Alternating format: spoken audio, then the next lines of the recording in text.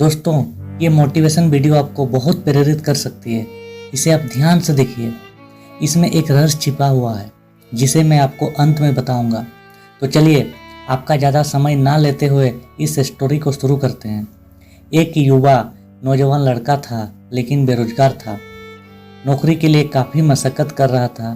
तभी उसे किसी कंपनी की तरफ से कॉल लेटर आता है कि कल आपका इंटरव्यू है और आपको आना है। अब वो लड़का थोड़ा परेशान हो गया, क्योंकि जिस जगह उसको इंटरव्यू के लिए जाना था वो जगह उसके घर से तकरीबन 50 से 60 किलोमीटर दूर थी और वो एक बेहद गरीब परिवार से था, इसीलिए उसके पास जाने के लिए भी पैसे नहीं थे। लेकिन उसको जाना तो था, नौकरी उसके लिए ज़रूरी थी। जैसे तैसे उसने 50 रुपये का बंदोबस्त किया और घर से निकल पड़ा और वो चौराहे तक पहुंच गया। बेहद निराश हुआ, क्योंकि टिकट के पैसे उसके पास नहीं थे जितने होने चाहिए थे। तभी उसको पास में एक मंदिर दिखाई देता है और वो उस दिशा में चला जाता है। तभी वहाँ उसकी नज़र एक भिखारी पर पड़ती है, लेकिन वह उसको नज़रअंदाज कर देता है। मगर भिखारी उसको परेशान देखकर पूछ ही लेता है कि आपको शायद कोई परेशानी है, मैं आपकी क्या मदद कर सकता हूँ। लेकिन वो उसको कुछ नहीं बताता। सोचता है कि ये भिखारी खुद मांग कर खा रहा है, ये मेरी क्या मदद कर पाएगा। लेकिन भिखारी बुजुर्ग था, तो उसके 2 या 3 बार पूछने पर लड़का मजबूर हो गया ये बताने के लिए कि उसको समस्या क्या है। तो भिखारी ने उसको बोला, तुम ये 500 रुपये लो और जाओ अपना इंटरव्यू दो।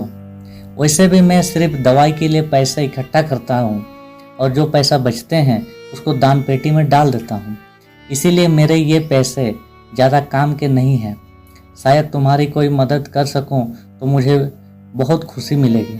अब वो वहाँ से निकल गया और इंटरव्यू में सेलेक्ट होकर जब वो वापस भिखारी से मिलने उसके पैसे लौटाने के लिए आया तो वहाँ लोगों की भीड़ लगी हुई थी। उसने पास जाकर देखा तो वही भिखारी था।